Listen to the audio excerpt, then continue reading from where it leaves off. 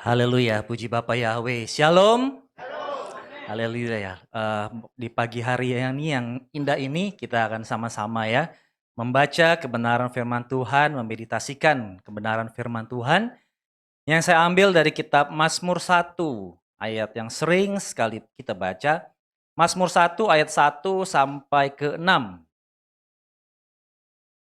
Ya, Mazmur 1 ayat 1 sampai 6. Kita akan baca ini bersama-sama ya, seperti yang boleh tertulis di depan. Kita akan baca sama-sama 3, 2, 1. Berbahagialah orang yang tidak berjalan menurut nasihat orang fasik, dan tidak berdiri di jalan orang berdosa, dan tidak duduk dalam kumpulan pencemooh. Namun kesukaannya hanya pada Torah Yahweh, dan dia merenungkan Torahnya siang dan malam. Dan dia akan menjadi seperti pohon yang ditanam di tepi aliran-aliran air, yang akan menghasilkan buahnya pada musimnya, dan yang tidak akan layu daunnya, dan semua yang ia kerjakan akan menghasilkan. Orang yang fasik tidak seperti itu, melainkan seperti sekam yang dapat angin terbangkan. Oleh sebab itu, orang fasik tidak dapat bertahan dalam penghakiman, demikian juga orang-orang berdosa dalam kumpulan orang benar. Sebab Yahweh mengenal jalan orang benar, tetapi jalan orang fasik akan binasa. Haleluya, puji Bapa Yahweh, silakan duduk. Bapak Ibu Jemaat Anak Domba Adonai yang berbahagia ya. Kenapa saya sebut berbahagia? Karena di hari yang indah ini sama-sama tadi kita boleh mendengar kesaksian yang semua sama-sama happy. Ya, semua sama-sama bersuka cita karena kita sama-sama yakin dan percaya bahwa kita adalah orang-orang yang dipakai oleh Bapa Yahweh pertama. Lalu semua kita adalah orang-orang yang diberkati oleh Bapa Yahweh. Dan yang terakhir, kita adalah orang-orang yang akan diselamatkan oleh Bapa Yahweh ya. Ada 3 hal Bapak Ibu yang boleh saya catat tadi ya. Mengenai semangat ya. Semangat untuk sembuh, semangat untuk tidak sakit ya. Dan dari ucapan semangat itu keluarlah aura positif ya. Jadi semangat itu harus diucapkan ya. Diucapkan keluar dari mulut ya. Jangan dalam hati aja, saya mau sembuh ya. Tapi harus diucapkan, saya mau sembuh, saya tidak boleh sakit ya. Di beberapa khotbah Bapak Gembala yang lalu pernah disampaikan tentang ini. Ketika kita membaca firman Tuhan, ketika kita bernyanyi, berdoa, menyembah Bapa Yahweh, di saat itulah kita bertemu dengan Tuhan, di saat itulah kita mencari Bapa Yahweh. Dan itu yang boleh saya coba lakukan dalam setiap kehidupan saya. Ya, dalam artian begini. Saya mencoba tadi pagi, saya mau beribadah. Atau mungkin jam 8, saya mau ketemu Tuhan. Saya mau membaca firman. Ya, itu harus diucapkan Bapak Ibu ya. Supaya apa? Kalau kita ucapkan itu, oh pasti ada semangat, ada sukacita. Seperti tadi kesembuhan tadi. Aku mau beribadah. Ya, dan saya yakin apabila kita mengucapkan itu dengan semangat, aku mau ibadah, apapun rintangannya, apapun halangannya, pasti kita akan pergi untuk beribadah ya. Walaupun mungkin di tengah jalan ada sedikit gangguan, ada sedikit ya hal-hal yang mungkin tidak menyenangkan hati, tetapi karena dari rumah sudah diucapkan, saya mau ibadah, pasti kita akan bersuka cita menyambut untuk sama-sama beribadah. Tetapi kalau di rumah sudah mulai mikir-mikir, ya, sudah mulai mikir-mikir dari hal yang kecil, dari batu kerikil yang kecil, akhirnya bisa menjatuhkan, ya. Oleh karena itu untuk menghancurkan batu kerikil yang kecil, kita ucapkan dengan perkataan yang besar, hancurkan batu kerikil itu. Saya mau ibadah. Saya mau sembuh. Saya mau sehat, ya. Saya mau ketemu Bapak Yahweh. Saya mau berdoa, ya. Itu pasti terjadi, ya. Apabila kita sendiri nih, lagi sendiri di rumah, kan kalau lagi sendiri biasanya kan ya malas-malesan gitu ya. Ucapkan aja, saya mau berdoa.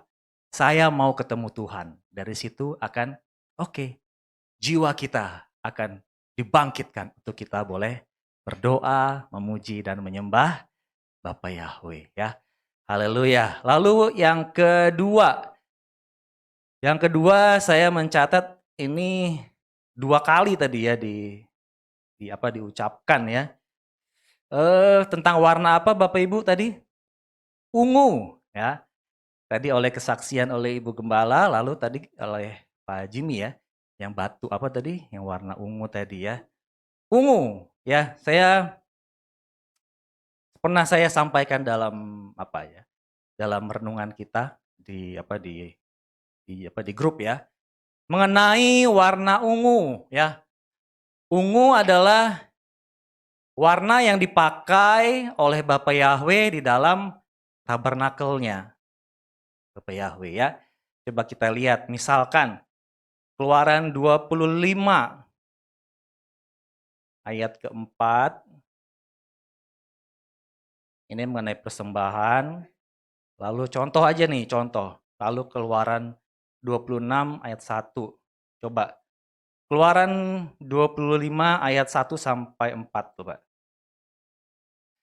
Dan berfirmanlah Yahweh kepada Moshe dengan mengatakan, katakanlah kepada Bani Israel bahwa bagiku hendaklah mereka mengambil persembahan hunjukan dari setiap orang yang hatinya berhasrat.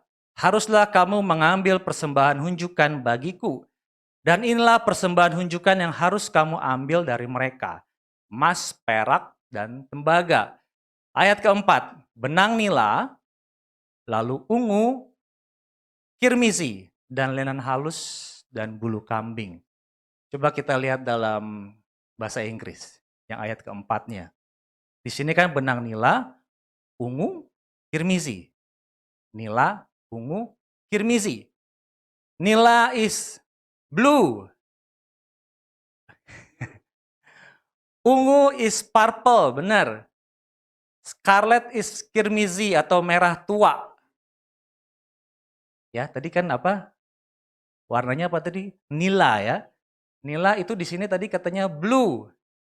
Coba perhatikan, ada blue, ada purple, ada scarlet. Merah, biru, ungu, merah tua. Apa yang terjadi antara warna merah tua dengan warna biru dicampur menjadi warna ungu, ya. Jadi, walaupun dosamu merah seperti kirmizi dan biru melambangkan langit yang adalah Bapa Yahweh yang ada di tempat maha tinggi, antara biru dengan merah ketemu menjadi warna, artinya ada kerjasama. Lalu dalam Keluaran 26 ayat ke-1. Haruslah engkau membuat tabernakel itu dari 10 lembar tenda. Dari lenan halus, benang nila, ungu, kirmizi yang dipintal dengan kerup-kerupnya. Coba kita lihat warnanya dalam bahasa Inggris. Dalam King James. Twin linen, warnanya apa? Blue lagi. Ya, si nila tadi blue, si ungu si purple, dan merah scarlet. Ya, kalau kita hanya melihat nila, ungu, terus apalagi tadi ini kirmizi, warnanya kurang jelas. Ya, tapi kalau kita lihat di sini kan dalam bahasa Inggris jelas Bapak Ibu ya, warna biru dicampur dengan merah tua menjadi warna ungu. Artinya kita kerjasama dengan Bapa Yahweh, ya. Dalam kita membangun tabernakelnya Bapa Yahweh, dalam kita sama-sama memuji, menyembah dan memuliakan Bapa Yahweh, ya. Ada yang mau bersama-sama bekerja sama untuk kemuliaan Bapa Yahweh? Dan saya yakin kita semua di sini mengimani bahwa kita mau bekerja sama dengan Bapa Yahweh, ya. Karena kita mau sama-sama kan nanti kembali kita mau melihat ke Yerusalem yang baru, ya, yang penuh dengan emas. Ya, tempat kita di sini cuma warna biru, warna apa ini? Abu-abu. Nanti di sana warnanya emas. Banyak batu, ya, banyak batu, untungnya tidak ada pedagang di sana, ya. Kalau ya ya, jadi kita harus bekerja sama dengan Bapak Yahweh, ya. Lalu yang ketiga yang saya boleh catat tadi, ya, ada suatu keberanian, ya, yang boleh menyaksikan, mau menyanyi. Hidup ini adalah kesempatan, ya. Hidup ini adalah kesempatan Bapak Ibu, ya. Jadi jangan sia-siakan nih ketika kita mendengar firman Tuhan, ketika kita ditegur oleh Tuhan, ya, langsung itu anggaplah itu sebagai suatu kesempatan. Karena waktunya kita harus memiliki mindset waktunya adalah hari ini. Hari ini. Ya, coba kita lihat dalam Ibrani 3 ayat 13. Ibrani 3 ayat 3. Ini kita belum masuk khotbah Bapak Ibu, ya. Ini masih ulasan tentang apa? Kesaksian. Ibrani 3 ayat 13. Tetapi teguhkanlah dirimu setiap hari. Kapan? Selama masih dikatakan kapan? Hari ini, ya. Selama masih dikatakan hari ini. Supaya jangan ada seorang pun dari antara kamu dikeraskan hatinya oleh tipu daya dosa. Sebab kita telah dijadikan mitra-mitra Hamasya, jika saja kita dapat teguh berpegang sampai akhir pada keyakinan semula. Di dalamnya dikatakan, hari ini jika kamu mendengar suaranya, jangan keraskan hatimu seperti di dalam pemberontakan itu, ya. Jadi waktunya kapan? Hari ini. Ya. Waktunya hari ini, jangan kita berbicara kemarin, jangan kita berbicara besok, tetapi satu hari ini, ya. Utamakan kita yang seperti tadi saya bilang, saya mau ketemu Tuhan. Saya mau beribadah. Saya mau ketemu Bapak Yahweh. Kenapa? Karena hidup ini adalah kesempatan. Haleluya, ya. Tepuk tangan untuk yang bagi yang bersaksi tadi, ya. Kita boleh sama-sama dibangun, diberkati, ya. Ada satu lagi kesaksian yang tadi agak dijauhin mic-nya. Saya coba sedikit-sedikit aja, ya.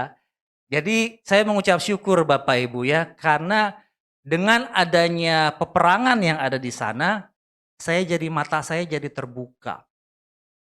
Dengan kata lain, mata saya terbuka, saya jadi melihat, oh ternyata kehidupannya di sana, di Israel tuh seperti itu, ya. Seperti itu dan tidak seperti yang dikatakan oleh orang-orang, ya. Contohnya begini Bapak Ibu. Beberapa hari yang lalu, ya, 3 atau 4 hari yang lalu, jadi seorang tokoh Kristen, dia bertemu dengan Pak Benyamin Netanyahu. Tokoh Kristennya itu anaknya dari siapa? Bill Graham, ya. Anaknya yaitu Franklin Graham. Ya, dia ketemu dengan si Pak Benyamin Netanyahu. Dia menyatakan dukungannya terhadap Israel dan di situ saya melihat, ya, dalam perbincangan mereka dari kedua kubu selalu menggunakan God, God, God, God. Ya. Dari situ saya melihat, oh ternyata memang Israel mereka memang belum mengakui Yeshua dan dari pihak Kristen sendiri belum berani untuk menyatakan siapakah sang juru selamat itu dan siapakah Elohim yang disembah oleh Bapak Abraham, Yitzhak dan Yakub. Ya, dari situ saya ngelihat, oh iya ya, ternyata memang beda, ya. auranya beda, dan seperti yang dikatakan di tempat ini, jangan kita ikut-ikutan ke Yahudi-Yahudian, ya.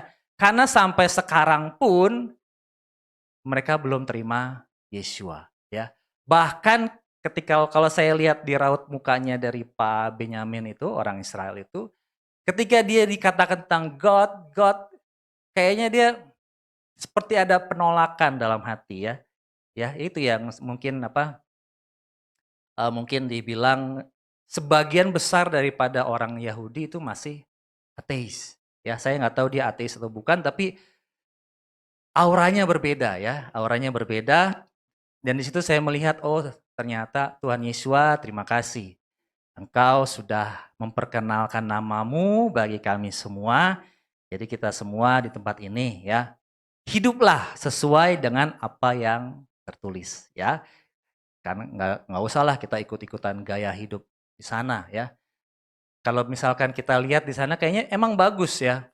Saya melihat video, oh ketika mereka membaca Torah, ketika mereka menaikkan pujian, ya, di atas-atas sana, di di langit-langit mereka banyak roket-roket tapi tidak kena, kayaknya bagus sekali. Tapi yang ditinggikan Hashem, ya. Praise Hashem, ya, karena mereka belum masih belum berani. Karena yang dikatakan jangan menyebut nama Elohimmu dengan sia-sia, akhirnya jadi dibalikan. Jadi mereka menyebutnya Hashem, ya. Tetapi nanti akan tiba, ya, akan tiba saatnya mereka akan memanggil nama Bapa Yahweh dalam Yeshua HaMashiach, ya. Oleh karena itu kesempatan nih bagi kita supaya kita bisa, saya mau beribadah, saya mau ketemu Tuhan, ya. Seperti yang akan kita pelajari di pagi siang hari ini, kita mau hidup sebagai orang benar, ya. Tadi kita sudah boleh sama-sama membaca Bapak Ibu. Kalau dalam kitab Lukas saya diberi judul yaitu hidup orang benar dan orang fasik. Coba kita lihat ya di dalam kitab Mazmur tadi, ya. Mazmur 1 ayat 1. Berbahagialah orang yang tidak berjalan menurut nasihat orang fasik. Berbahagialah. Coba kita lihat dalam bahasa Inggris. Blessed. Blessed. Diberkatilah. Ya. Dalam versi Indonesia berbahagia. Dalam versi Inggris diberkatilah. Ya. Berbahagia itu berarti satu arah, keluar dari diri orang tersebut. Tetapi kalau diberkatilah berarti ada yang memberkati dan ada yang diberkati, ya. Diberkatilah orang yang tidak berjalan menurut orang fasik. Selanjutnya ada sampai ayat ke-3. Ya. Ini yang saya yakini. Diberkatilah kita yang mau berjalan dalam jalannya orang benar. Ya. Sekali lagi, diberkatilah, bukan berbahagialah, karena saya mengimani bahwa Bapa Yahweh sebagai sumber berkat saya, Dia akan memberkati saya apabila saya hidup sebagai orang yang benar di hadapan Bapa Yahweh, ya. Di pagi siang hari ini Bapak Ibu, saya tidak menyiapkan slide, tapi ya kita akan biasanya kalau pengalaman saya kalau waktu zaman sekolah, kalau gurunya nulis, baru muridnya nulis, ya. Jadi sekarang hari ini, yuk sama-sama kita tulis, ya. Diberkatilah orang yang tidak berjalan menurut orang fasik. Saya beri judul yaitu kriteria orang diberkati, ya. Kriteria orang diberkati. Satu tadi apa? Berbahagialah orang yang tidak berjalan menurut nasihat orang fasik. Jadi kriteria pertama, orang yang diberkati adalah tidak berjalan menurut nasihat orang fasik. Tulis, 1. tidak berjalan menurut nasihat orang fasik. Itu yang pertama, yang merupakan janji Bapa Yahweh bahwa kita semua diberkati. Yang pertama apa? Tidak berjalan menurut nasihat orang fasik. Lalu yang kedua, masih dari ayat 1 itu, tidak berdiri di jalan orang berdosa. Ya. Yang kedua, tidak berdiri di jalan orang berdosa. Ya. Tulis aja dari kitab suci sendiri, nggak usah tunggu-tungguan di depan ya. Yang ketiga apa? Tidak duduk dalam kumpulan pencemooh. Kriteria ketiga yang menjadi orang yang diberkati oleh Bapa Yahweh itu tidak duduk dalam kumpulan pencemooh. Lalu yang keempat, kriterianya apa? Kesukaannya ialah Torah Yahweh. Ya. Yang keempat adalah kesukaannya adalah Torah Yahweh. Lalu kriteria yang kelima adalah merenungkan Torah itu siang dan malam. Ya, itu yang jadi masalah kan. Kadang-kadang merenungkan Torah itu siang dan malam. Aduh, saya nggak sempet nih kalau bangun pagi kan langsung siap-siap kerja, siap-siap ngantor. Firman Tuhan tadi katakan apa? Merenungkan Torah itu siang dan malam. Jadi kalau pagi nggak jadi alasan. Ya, saya nggak bisa baca Firman Tuhan pagi atau sore ya seperti apa? Seperti rumah makan kan pagi sore. Ya, tapi yang Firman Tuhan katakan siang dan malam. Jadi itu bukan alasan kita tidak bisa merenungkan, memeditasikan kebenaran Firman Tuhan. Ya, nanti kita akan baca yang apa? Kalau di sini kan merenungkan Torah itu siang dan malam ya. Kita seperti sudah dibicarakan bahwa dalam bahasa Inggrisnya adalah meditasi ya. Jadi yang ciri kelima tadi adalah memeditasikan Torah itu siang dan malam. Lalu yang keenam, bagaikan pohon yang ditanam di tepi aliran air. Itu adalah kriteria yang keenam. Ya, yaitu bagaikan pohon yang ditanam di tepi aliran air. Lalu yang ketujuh, menghasilkan buahnya pada musimnya. Itu kriteria ketujuh, yaitu berbuah. Kriteria kedelapan, yaitu daunnya tidak akan layu. Itu yang ke-8. Yang ke-9, semua yang dikerjakan berhasil. Ini adalah kriteria orang yang diberkati. Ada berapa kriterianya? 9 ya. Nih, coba nomor 5 diganti. Memeditasikan Torah itu siang dan malam ya. Kriteria orang yang diberkati ada 9 ya. Kalau di dalam dunia ya, kalau masalah berkat itu biasanya digambarkan hal yang besar. Begitu juga dalam firman Tuhan. 9 adalah angka yang terbesar. Ya, saya nggak tahu apakah si Raja Daud ini dia ngitung sampai 9 atau memang ini adalah firman yang diilhami oleh Bapa Yahweh jadi pas 9 ya. Ntar kita akan lihat lagi. Ternyata berkat Bapak Abraham sebagai orang benar berkatnya ada 7 ya. Ini kalau apa kan firman Tuhan katakan Torah itu harus disalin. Nah, ternyata setelah disalin ternyata benar ada 9. Kriteria orang-orang yang diberkati versinya Bapak Yahweh. Kita lihat kriteria pertama, kedua, dan ketiga. Tidak berjalan menurut nasihat orang fasik. Kedua, tidak berdiri di jalan orang berdosa. Ketiga, tidak duduk dalam kumpulan pencemooh. Berjalan, berdiri, duduk, tidak. Kalau saya balik, kriteria orang yang diberkati adalah berjalan tidak menurut nasihat orang fasik, berdiri tidak di jalan orang berdosa, duduk tidak dalam kumpulan pencemooh. Tadinya saya berpikir, biasa sama aja. Tapi ternyata beda.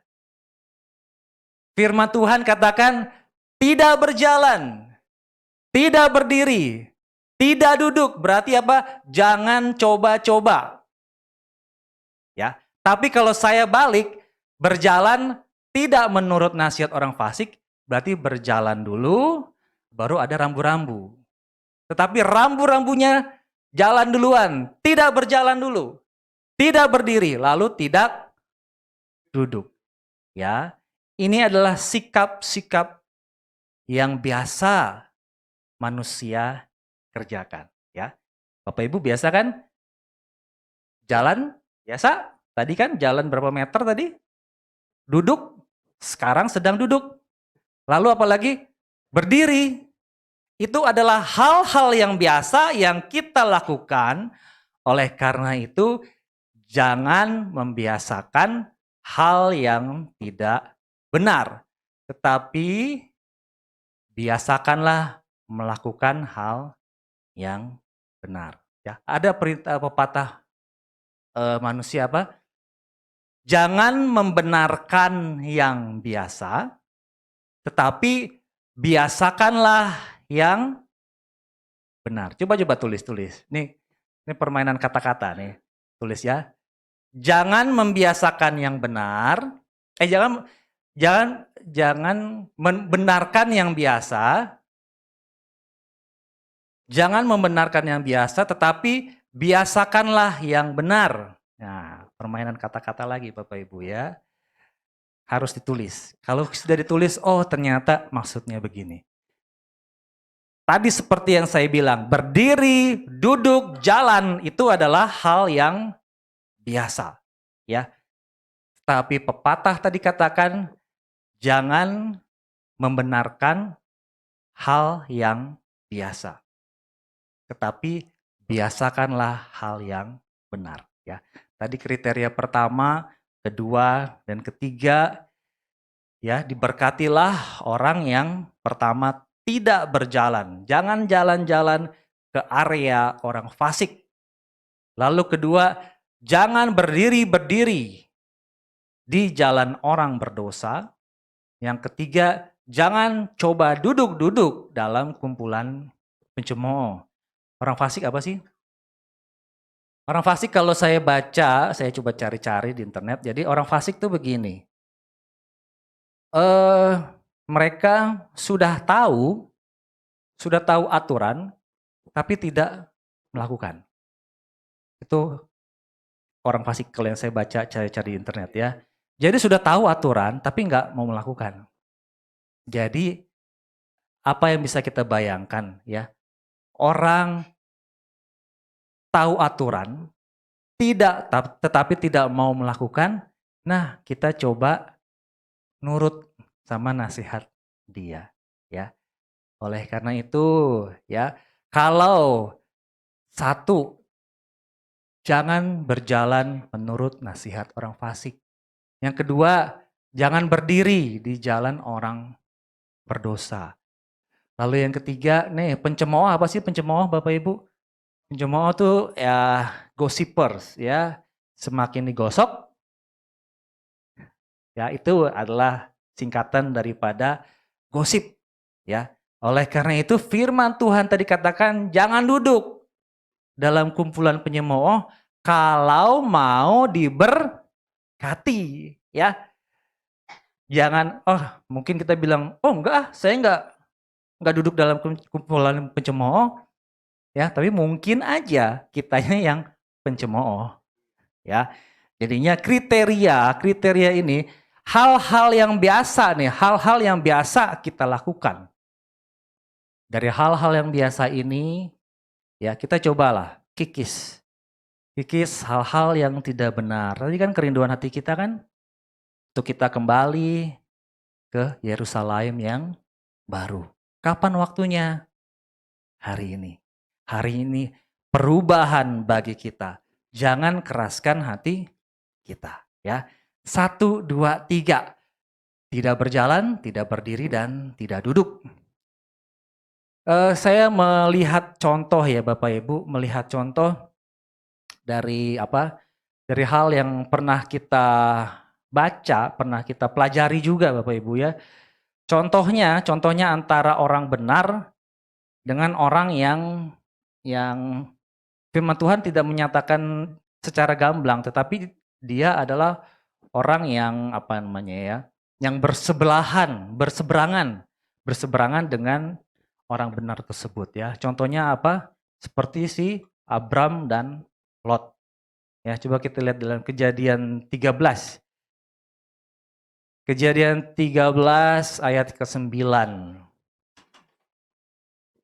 Kejadian 13 ayat yang ke-9.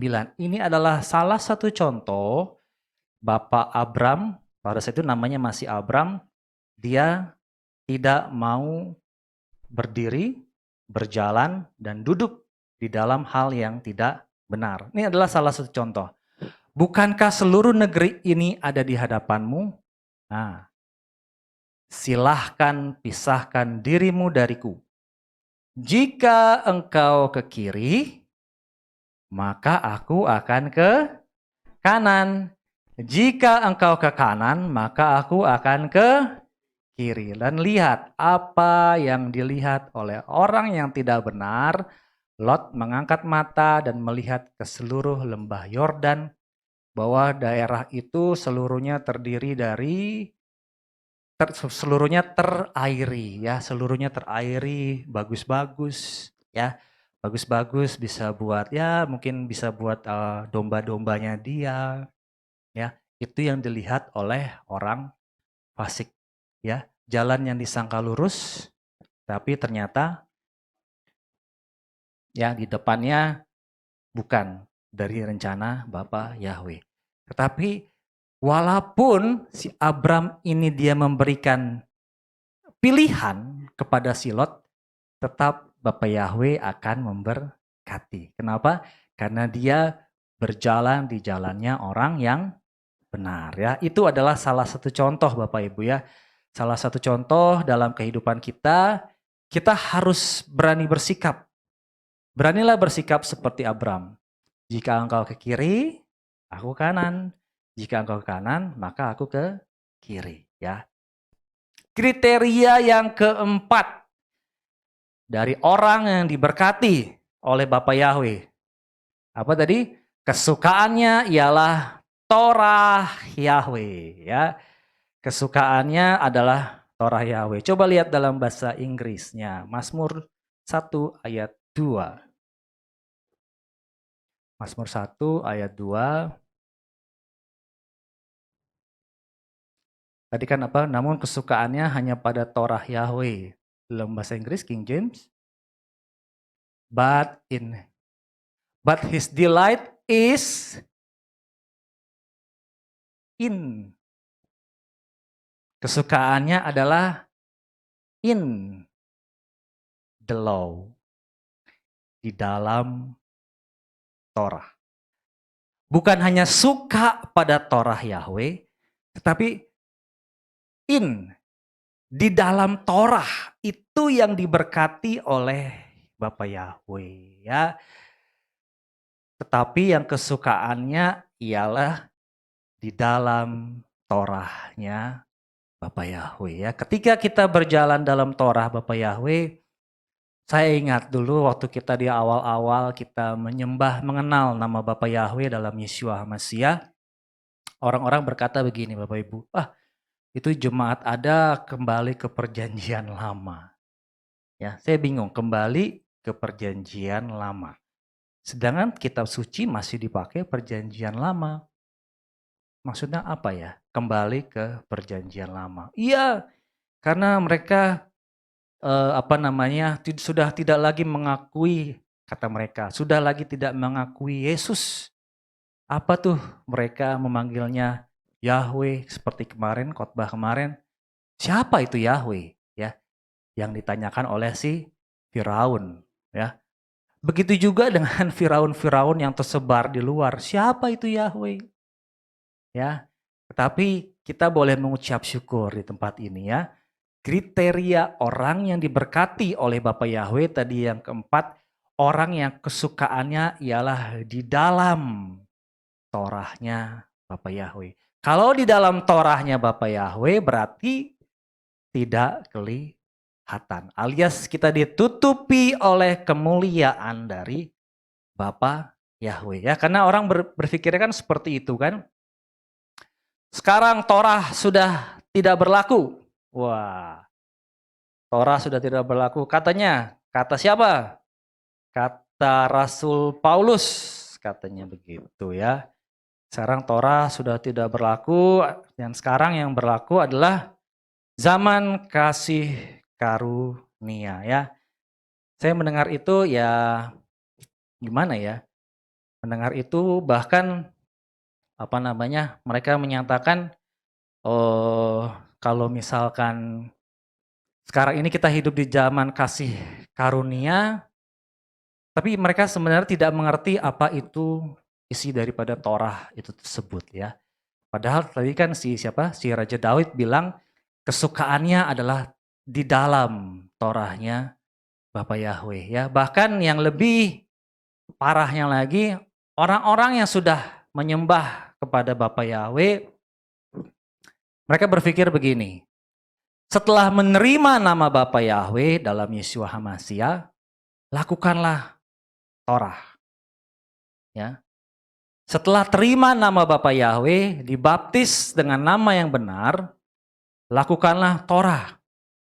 Salah satu Torahnya adalah sunat. Ya. Jadi ya ini kalau sudah terima nama Yahweh, lakukanlah sunat. Karena sunat itu adalah Torah. Katanya begitu. Saya berpikir dalam hati begini Bapak Ibu. Kalau kita tidak hati-hati mendengar, oh iya ya, benar juga ya, sudah terima nama Bapa Yahweh, lakukan Torah. Sekarang kalau misalkan dibalik, saya sudah terima nama Bapa Yahweh, lalu saya harus lakukan Torah. Berarti saya harus mempersembahkan korban bakaran lagi, ya. Itu kan perintah Torah, ya. Saya harus mempersembahkan korban api-apian, ya. Itu kalau kita, makanya jangan terima firman langsung telan. Tetapi tadi apa? Meditasi.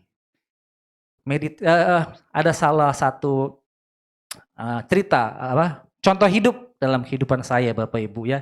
Ini karena saking terima langsung telan bulat-bulat. Dulu waktu saya masih SMP ya, kan ke bengkel, mobil suka bunyi cit cit cit cit cit. Dari mana? Fan belt.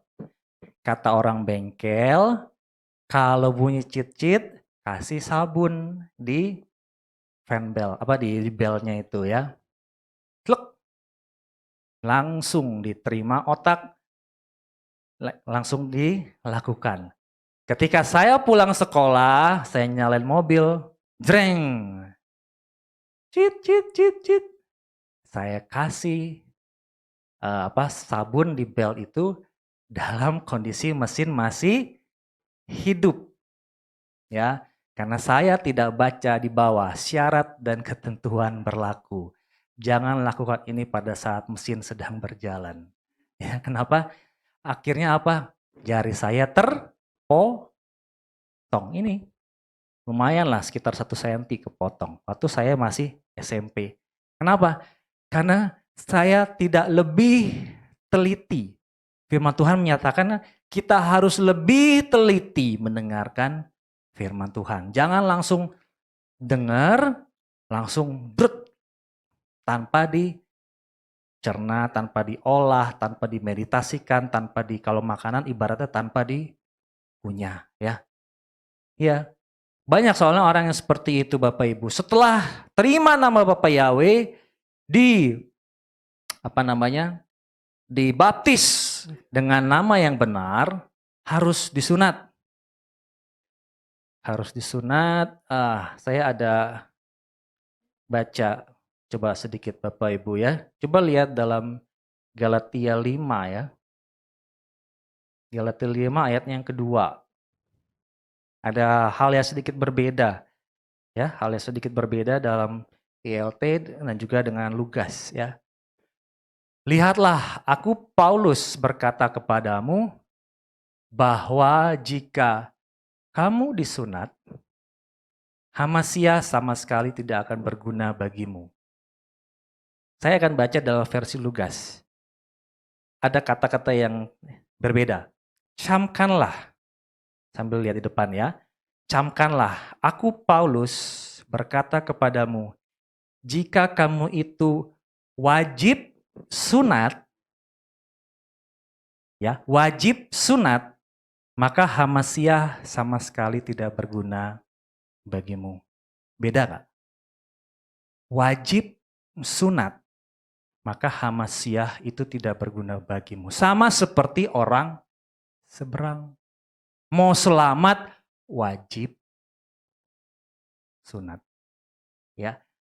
Padahal intinya kasih karunia-Nya yaitu apa?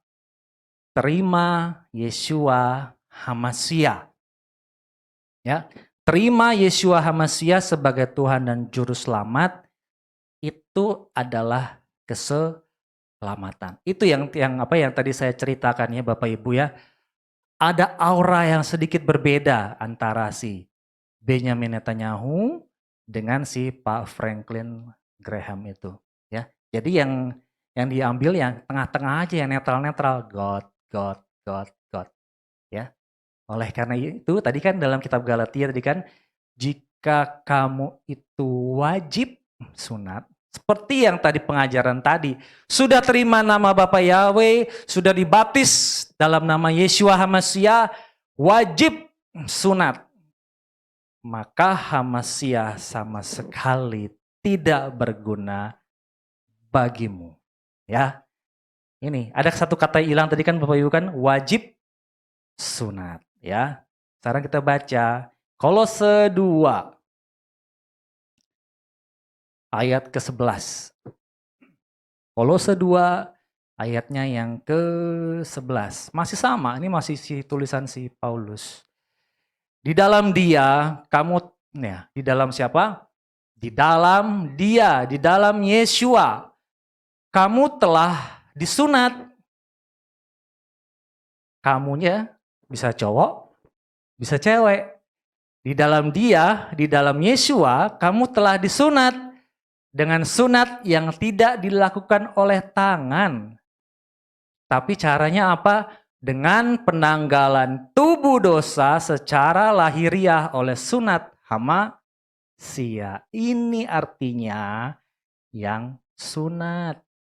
Ya, karena orang-orang seberang sunat yang katanya wajib, tapi mereka tidak percaya Yeshua. Tetapi setelah dilakukan sunat yang tidak dilakukan oleh tangan, tetapi apa? Penanggalan. Penanggalan berarti dilepaskan tubuh dosa. Dosa berbicara kotoran. Ya, dalam apa dunia medis yang dipotong apanya, kulit katanya karena kotoran ya. Penanggalan tubuh dosa secara lahiriah oleh sunat hamasia ya. Jadi ya kita harus lebih teliti lagi Bapak Ibu ya mendengarkan kebenaran firman Tuhan yang disampaikan oleh ya itu pengajar-pengajar yang ada di luar sana Bapak Ibu. Ya. Seperti yang satu tips yang kemarin saya pernah bagikan apa Bapak Ibu? Satu tips aja dari saya, bolehlah kita dengar kebenaran firman Tuhan di luar. Saya dengar-dengar khotbah di mana aja boleh. Tapi coba dengar. Dia buka firman apa enggak? Ya. Dia buka firman atau enggak? Ya, karena bisa firman bisa dari kitab suci, bisa dari handphone suci, ya. Semuanya kan bisa dilakukan Bapak Ibu ya. Coba lihat, dia buka firman apa enggak. Kalau misalkan dia tidak buka firman, nah jangan-jangan dari pikiran sendiri ya. Oleh karena itu ya, saya ini juga kadang-kadang sedih Bapak Ibu ya ngelihat orang-orang seperti ini. Secara kata-kata sih benar, kalau sudah terima Yesua lakukan Torah, oleh karena itu lakukan sunat. Kalau misalkan secara manusia, oh iya ya benar juga. Tapi ternyata ada beberapa hal yang memang sudah digenapi oleh Yesua. Ya, ada beberapa hal yang sudah digenapi oleh Yesua ya kita nggak usah lagi lakukan ya.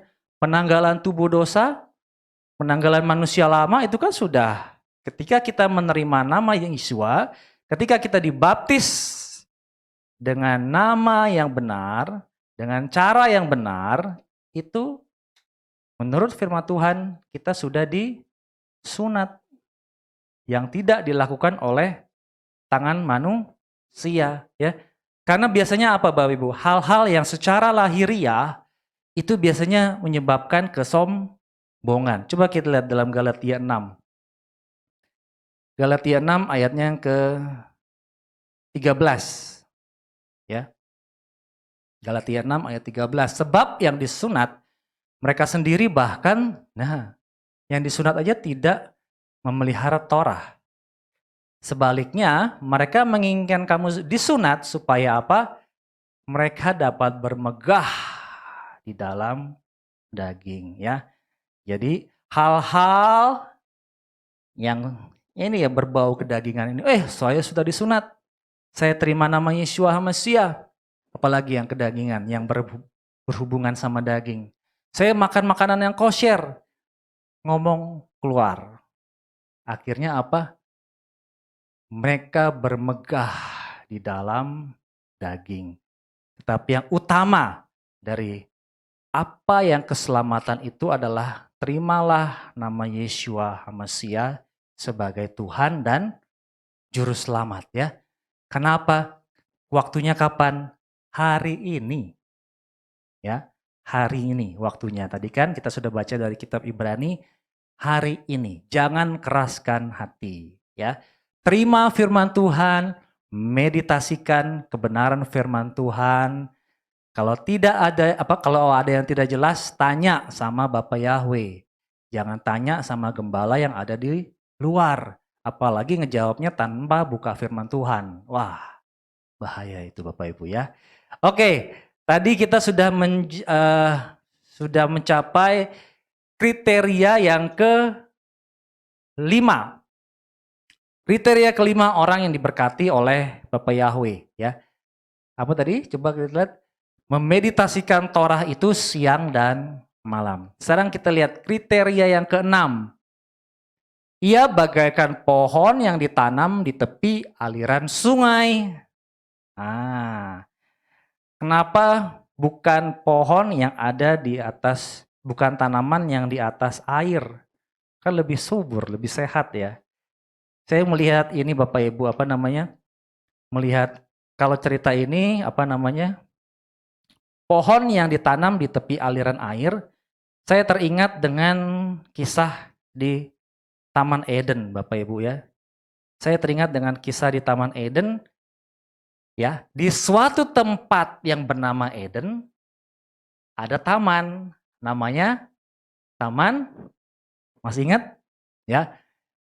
Di suatu tempat yang bernama Eden, ada taman. Di situ ada Taman Eden.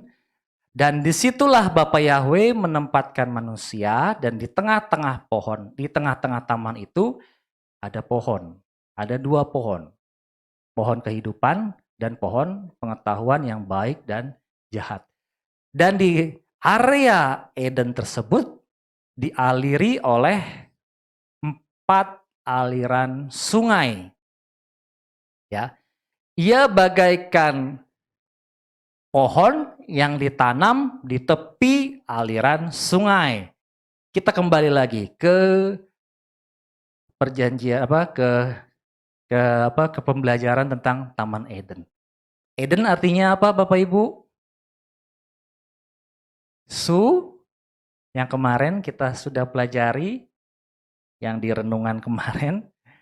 Eden artinya apa? Ya jangan-jangan cuma baca, wah langsung dia kirim amin, amin, makasih penjabarannya ya. Tapi tidak dibaca ya. Eden artinya apa? sukacita. Ya, Taman Eden artinya taman sukacita. Ya, di Taman Eden itu mengalir 4 aliran air sungai. Coba kita lihat dalam Kejadian 2 ayat ke-11. Ya, ada 4 aliran sungai di situ. Tadi kan firman Tuhan dalam kitab Mazmur tadi kan menyatakan bahwa yang diberkati itu bagaikan pohon yang ditanam di tepi aliran sungai. Coba kita lihat 4 aliran sungai yang boleh mengalir di Taman Sukacita atau di Taman Eden tersebut. Kejadian 2 ayatnya yang ke-11. Nama sungai yang pertama adalah Pison. Aliran yang pertama adalah Pison. Pison artinya apa? Abundant. Kelimpahan. Menyembur keluar. Itu arti nama Pison. Tulis. Tulis di mana? Di PowerPoint tadi supaya nggak lupa ya. Pison artinya adalah kelimpahan. Menyembur keluar. Abundant. Itu arti daripada Pison. Lalu sungai yang kedua bernama adalah Gihon. Ya. Gihon artinya kemenangan. Ya. Yang ditanam di tepi aliran air. Tadi yang pertama aliran air apa? Abundant, kelimpahan. Yang kedua aliran air Gihon atau kemenangan. Lalu yang aliran air yang ketiga apa? Hidekel atau Tigris. Tigris artinya apa? Intimacy, keintiman kita dengan Bapa Yahweh. Lalu aliran yang keempat di sini menyatakan yang keempat adalah Efrat. Efrat artinya apa? Subur. Ya.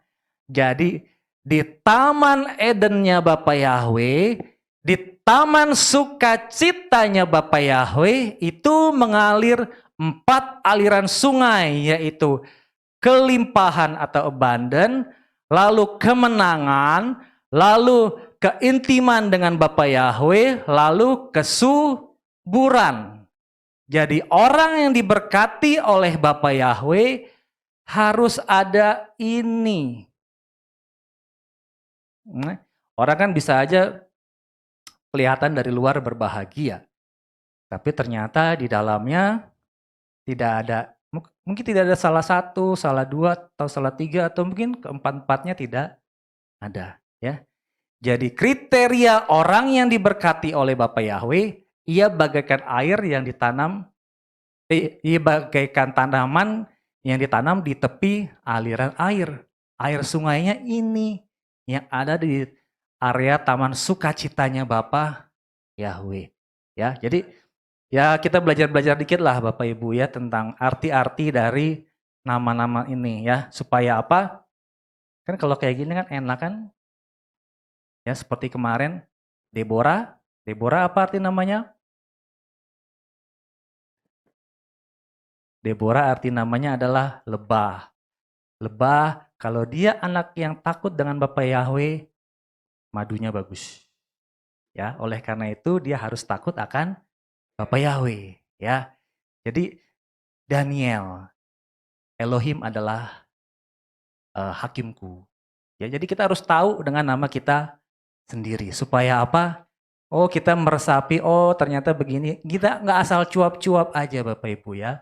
Jadi Deborah yaitu orang yang apabila takut akan Bapa Yahweh, dia akan seperti madu yang manis, ya. Bi lebah artinya itu ya. Tapi ya kalau dia tidak takut akan sama Bapa Yahweh, hati-hati. Bi, ya. Oleh karena itu jadilah orang yang takut akan Bapa Yahweh ya. Itu adalah kriteria keberapa tadi? Keenam, ia bagaikan pohon yang ditanam di tepi aliran air. Yang ketujuh, ia menghasilkan buah pada musimnya. Ya, menghasilkan buah pada musimnya. Sekarang musim apa? Sekarang musim mangga atau mungkin sekarang musim apalah, buah-buahan ya. Artinya apa? Di segala musim, ya. Karena kita adalah orang-orang yang bekerja di Taman Edennya Bapa Yahweh. Kita sebagai seorang pekerja, kita harus tahu ini sekarang sedang musimnya apa, kita mengusahakan untuk menjual. Sekarang sedang musimnya durian, sekarang sedang musimnya mangga, kita jual. Inilah hasilku, inilah buahku kepada Bapa Yahweh. Ya, ia menghasilkan buah pada musimnya. Lalu yang kedelapan, daunnya tidak akan layu. Kenapa tidak akan layu Bapak Ibu ya? Kalau daun yang layu, daun itu aslinya warnanya hijau ya, rata-rata hijau. Kalau daun yang layu, dia menjadi warna seperti kuning-kuning gitu ya. Menjadi warna seperti kuning-kuningan gitu. Artinya apa? Tidak hijau. Tidak hijau atau juga mungkin tidak merah, pucat. Ya, pucat. Bapak Ibu ingat tentang apa namanya? Kita sekarang hidup di zaman apa? Gereja apa? Laodikia. Itu adalah pesan Tuhan kepada jemaat di Laodikia. Coba kita lihat ya.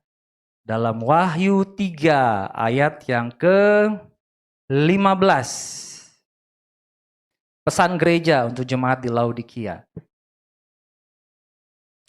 Wahyu 3 ayat ke-15.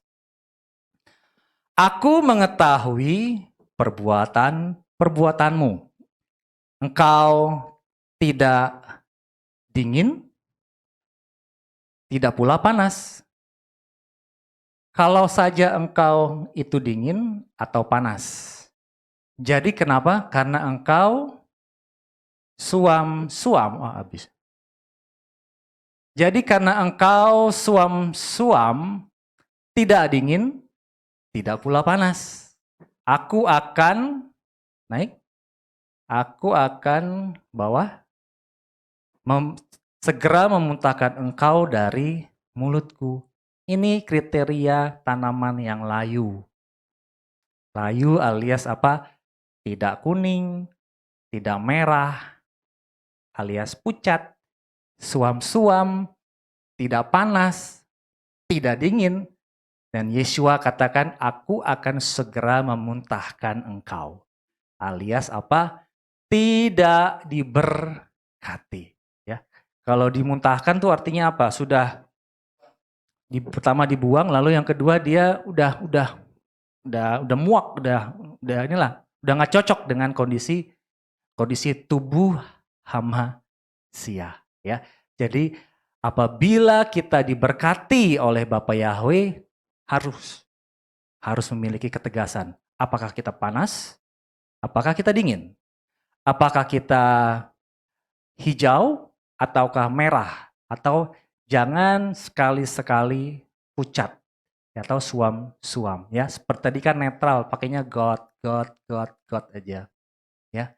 Itu artinya orang yang diberkati oleh Bapa Yahweh, daunnya tidak akan layu. Dan kriteria yang terakhir yaitu semua yang dikerjakannya berhasil. Nah, ini yang dinanti-nanti. Semua yang dikerjakan berhasil. Ya, Bapak Yahweh tahu. Ini anak-anak Bapak Yahweh biasanya maunya langsung ke poin 9. Semua yang dikerjakan berhasil. Ya, oleh karena itu firman Tuhan menutup. Semua yang dikerjakan berhasil itu adalah kriteria yang terakhir. Alias syarat dan ketentuan berlakunya ada di poin 1 sampai poin 8. Itu adalah kriteria orang yang diberkati. Jadi apabila kita mau diberkati, salah satu kita harus melakukan daripada kriteria yang sudah Tuhan tetapkan ya. Jangan suam-suam kuku, jangan berdiri, jangan duduk, jangan berjalan di dalam kumpulannya orang-orang yang tidak benar ya. Kenapa? Karena itu tidak menyelamatkan kita, ya. Ada satu lagi, Bapak Ibu, seperti yang tadi saya bilang, salah satu contoh daripada orang yang benar yang diberkati oleh Bapa Yahweh bahkan sampai kepada keturunannya sekarang yang berhubungan dengan yang kesaksian tadi, Bapak Abraham, Bapak Abraham. Dia diberkati oleh Bapa Yahweh. Berkati ada berapa? Tadi kita akan belajar kriteria orang yang diberkati ada 9. Lalu sungai yang mengalir di Taman Eden atau Taman Sukacita ada 4. Sekarang berkat Bapa Yahweh atas Abraham ada, coba kita lihat. Kejadian 12. 12 ayat 1 sampai 3. Kejadian 12 ayat 1 sampai 3. Dan Yahweh berfirman kepada Abram. Nah, tadi kan jangan berdiri, jangan duduk, jangan apa lagi tadi? Keluarlah kamu dari negerimu dan dari sanak saudaramu dan dari rumah ayahmu ke negeri yang akan kutunjukkan kepadamu. Nah, ini janji Bapa Yahweh. Tulis lagi. 1, aku akan membuat engkau menjadi bangsa yang besar. Itu adalah janji Bapa Yahweh. Ya. Salah satu contoh daripada orang yang berhasil. Orang yang berjalan di dalam kebenaran firman Tuhan. Orang yang takut akan Bapa Yahweh. Janji berkat. 1, aku akan membuat engkau menjadi bangsa yang besar. Lalu yang kedua, aku akan memberkati engkau. Ya. Ada dalam Kejadian 12 ayat 1 sampai 3. Aku akan memberkati engkau. Lalu yang ketiga, membuat namamu masyhur. Membuat namamu masyhur. Ya. Bahkan sampai sekarang kan penemuan-penemuan dari bangsa Israel membuat namamu masyhur. Yang keempat, engkau akan menjadi berkat. Ya, keempat, engkau akan menjadi berkat. Lalu yang kelima, aku akan memberkati mereka yang memberkati engkau. Aku akan memberkati engkau yang memberkati engkau. Yang keenam, aku akan mengutuk dia yang mengutuk engkau. Lalu yang ketujuh, yang terakhir, semua kaum di muka bumi akan diberkati. Ya, bagus ya angka-angka yang diberikan oleh Bapak Yahweh ya. Tadi syarat kriteria orang yang diberkati harus ada 9. Kenapa? Karena 9 adalah angka yang paling besar. Orang mau diberkati karena mendambakan hal-hal yang besar.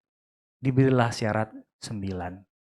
Lalu untuk mencapai taman kesukacitaan daripada Bapa Yahweh, 4 sisi, 4 pilar, utara, selatan, timur, barat harus kita pagari dengan sungai-sungai tadi apa? Kelimpahan, kemenangan, kesuburan, keintiman. Lalu yang terakhir, berkat yang berasal daripada Bapa Yahweh apabila kita mau berjalan di jalan orang benar, ada 7. Itu yang dijanjikan oleh Bapa Yahweh. Coba kita lihat sekali lagi. Apa aja tadi? Yang pertama tadi apa? Aku akan membuat engkau, tadi berkat tadi. Aku akan membuat engkau menjadi bangsa yang besar. Aku akan memberkati engkau. Lalu membuat namamu masyhur. Engkau akan menjadi berkat. Yahweh akan memberkati engkau yang memberkati engkau.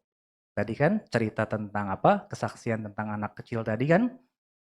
Aku akan mengutuk dia yang mengutuk engkau. Lalu yang terakhir, semua kaum di muka bumi akan diberkati. Bapak Ibu mau diberkati oleh Bapak Yahweh.